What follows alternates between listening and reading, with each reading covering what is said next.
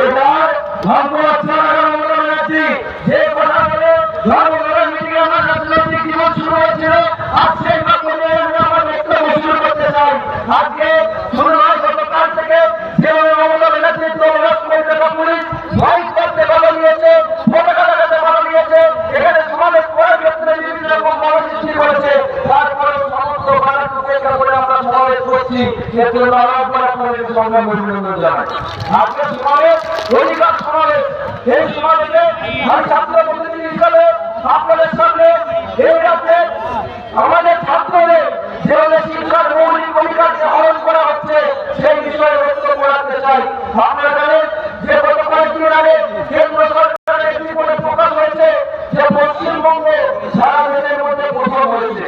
আমি তো অবাক হয়ে গেলাম, পশ্চিমবঙ্গের মুখ্যমন্ত্রী মমতা ব্যানার্জি বলে পশ্চিমবঙ্গ কিসের প্রথম হতে পারে।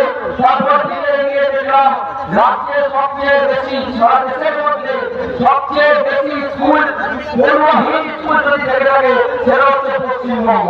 যে স্কুলে, যে রাজ্যে কোন স্কুলে প্রায় 3,200 স্কুলে কোন ছাত্রছাত্রী নেই।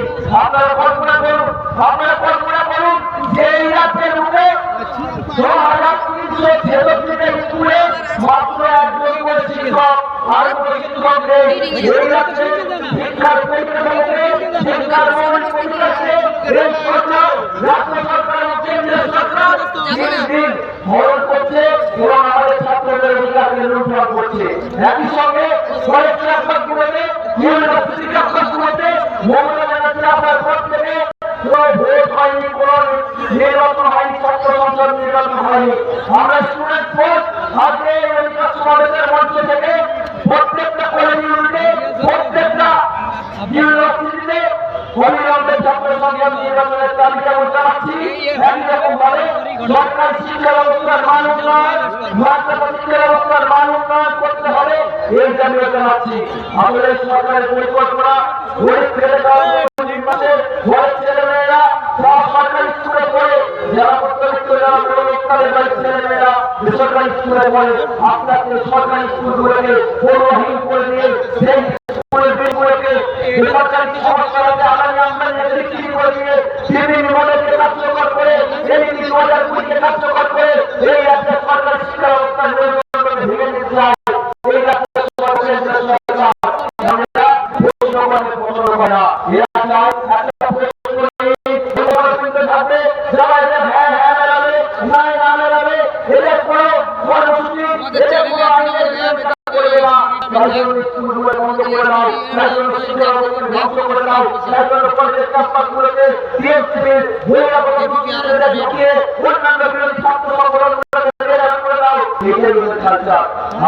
আপনারা জানেন বীরত্তমা, আমার বোন, আমার দিদি বীরত্তমাকে ধর্ষণ করে খুন করা হয়েছে। তারপরে আমরা স্টুডেন্ট ফোর্স সর্বপ্রথম যখন স্বাস্থ্য অভিযান করতে গিয়েছিলাম 9 তারিখ ঘটনার পরে 12 তারিখ আমরা অবাক হয়ে গেছিলাম। বিরানগর শিল্পীর নেতৃত্বে আমাদেরকে সেক্টর 5 মেট্রো শহরে 3 নম্বর থেকে গ্রেফতার করা হয়েছিল। এর আগে যখন আমরা দেখি যে মেট্রো শহরে 3 নম্বর থেকে গ্রেফতার করে নিয়ে যাওয়া হচ্ছে, আমাদের ছাত্র ছিল মমতা ব্যানার্জির দপ্তর, তাই জন্য ভয় পেয়ে মমতা ব্যানার্জি আমাদেরকে মাত্র ভয় করছে। ভুল থেকে নিশ্চয় কোনো মায়ের মতো নেই, তার আগে যেভাবে হয় আমাদের ভুল তাদের জন্য রাজনীতি চালিয়ে হয়েছিল। আমরা যাও করে সেক্টর 5 মেট্রো শহরে পৌঁছালাম, সেখান থেকে আমাদেরকে গ্রেফতার করল। তারপরেও আমরা ফেলে যাইনি, বিরানগর শিল্পী আমাদেরকে অ্যারেস্ট করে দীর্ঘক্ষণ প্রায় 7 ঘন্টা আমাদেরকে ডিটেইন করে রেখে দিয়েছিল। তারপরেও আমরা ফেলে থাকিনি। আমাদের সাধারণ সম্পাদক শেখ সাবিরের নেতৃত্বে হাওড়া গ্রামীণ জেলায় অভিযান করেছিলাম।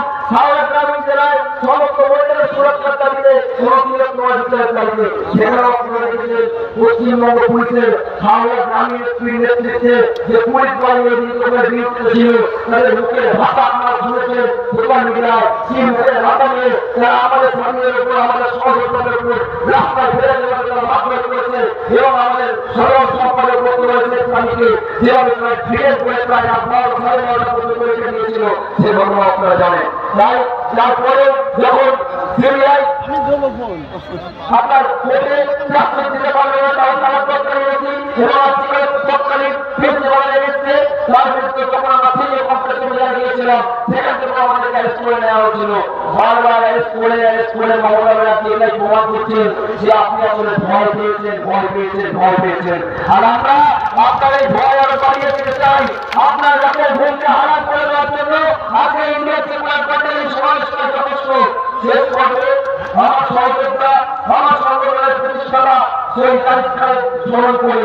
শহীদ আলিফ খান আমার আপনার মতো সাধারণ মানুষের অধিকারের জন্য লড়াই করতে গিয়ে বাড়ির ছাদ থেকে ফেলে দিয়ে তাকে এই রাতে পুলিশ হত্যা করেছিল। মমতা ব্যানার্জি বলছিলেন 15 দিনের ভিতরে বিচার পাইয়ে দেবেন। আজকে প্রায় 3 বছর হতে চলল, আলিফ খান বিচার পায়নি। আলিফ খানের বিচারের দাবিতে আমাদের লড়াই কিন্তু থেমে থাকেনি।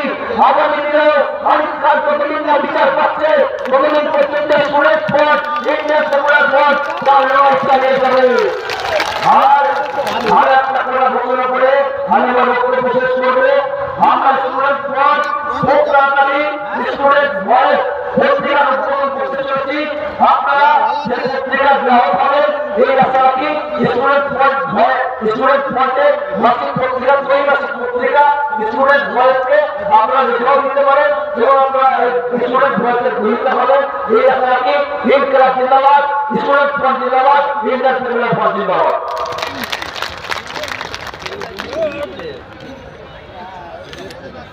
রাকেশের এই বলার দেশ থেকে আমার ছাত্র জীবনের কথা মনে পড়ে যাচ্ছে, কিন্তু কিছু তো করার নেই, তাই না? শরীরের বয়স বাড়তে দিতে হয়, কিন্তু আমি আমার মনের বয়স বাড়তে দিইনি। আপনারা প্রে করবেন সৃষ্টিকর্তার কাছে যেভাবে যেন থাকতে পারি।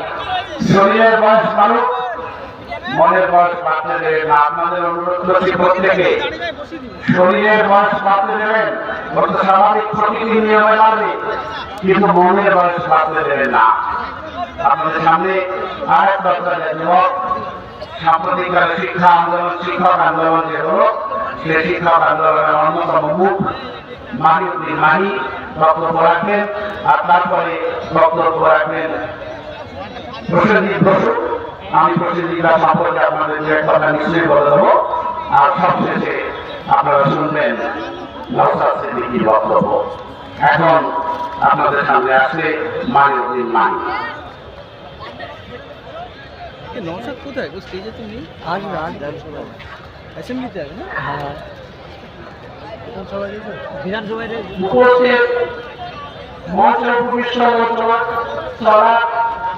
সভাপতি সাহেব এবং মঞ্চের উপবিষ্ট রাজ্য কমিটির এবং সর্বোপরি জেলা নেতৃত্ব এবং আমাদের সমস্ত উপস্থিত সর্বস্তরের নেতা কর্মী সমর্থক যারা এই সভায় এই অধিকার সভায় সমবেত হয়েছেন, তাদেরকে আমার তরফ থেকে সংগ্রামী অভিনন্দন।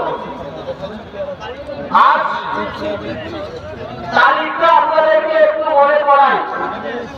আজকে কত তারিখ? জোরে বলবেন, আজকে কত তারিখ? আর একটা 21 হয়তো পশ্চিমবঙ্গে 21শে জুলাই। সেদিন যখন রাস্তা দিয়ে মানুষ পার হয়, তখন রাস্তায় আমরা আওয়াজ শুনতে পাই, চোর চোর চোর। আজকে যখন দাঁড়িয়ে আপনারা বাড়ি থেকে বার হয়ে কলকাতা শহীদ মিনারের উদ্দেশ্যে আসছিলেন, দায়িত্ব নিয়ে বলতে পারি একজনকে ওই শব্দটা শুনতে হয়নি যে এটা চোরেদের সমাবেশ, এটা নওশাদ সিদ্দিকীর আদর্শের সমাবেশ। ছিলাম জেপিসির মিটিংয়ে, জয়েন্ট পার্লামেন্টারি কমিটির মিটিংয়ে